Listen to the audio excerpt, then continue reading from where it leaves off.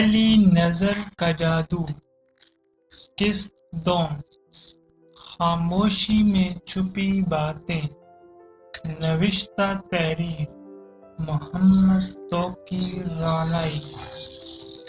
وہ لمحہ جو الفت کے کرتاس پر پہلی سطر کی مانند تھا، اب دل کی کتاب میں باب اول بن چکا تھا۔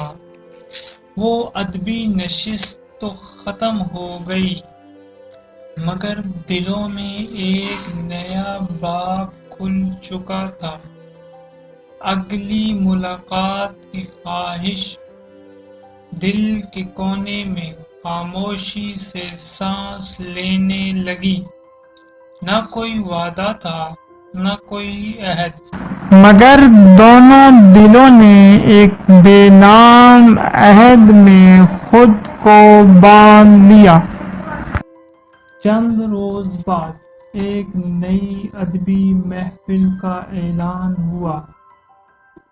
شہر کی ایک معروف ادبی انجمن کی جانب سے ادب اور احساسات کے عنوان پر مذاکرہ تھا۔ وہ نوجوان جو اب تک الفاظ کا مسافر تھا، اس دن گویا انتظار کا مسافر بھی بن چکا تھا۔ وہ لڑکی جس کی نظریں پہلی ملاقات میں خاموش تھیں، ان میں سوال بھی تھے اور کسی جواب کی جستجو بھی۔ محفل کا آغاز ہوا۔ قاری نے آیات قرآن سے روشنی کی، پھر پہلا مقالہ اس لڑکی نے پیش کیا۔ ادب عورت کی آواز میں جب سماعتوں سے ٹکراتا ہے تو تہذیب اور وقار کی گواہی دیتا ہے۔ اس کے الفاظ میں فصاحت کی چمک، بلاغت کی مہک اور احساس کی تڑپ تھی۔ وہ نوجوان ہر جملے پر جیسے اپنے دل کی آواز سن رہا تھا۔ پھر اسے مقالہ پڑھنے کی دعوت دی گئی۔ اس نے اقبال کے افکار سے بات شروع کی۔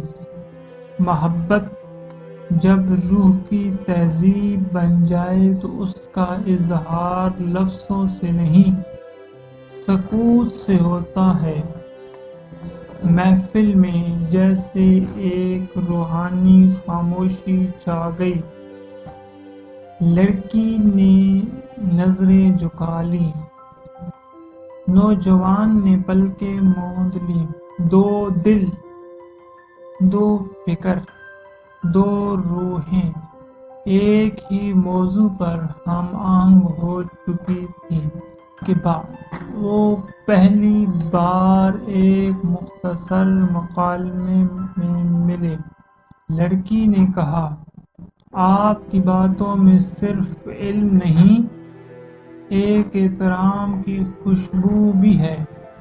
نوجوان نے مسکرا کر جواب دیا، اور آپ کی خاموشی میں ایک ایسی گفتگو ہے جو ہر لفظ سے بلند ہے۔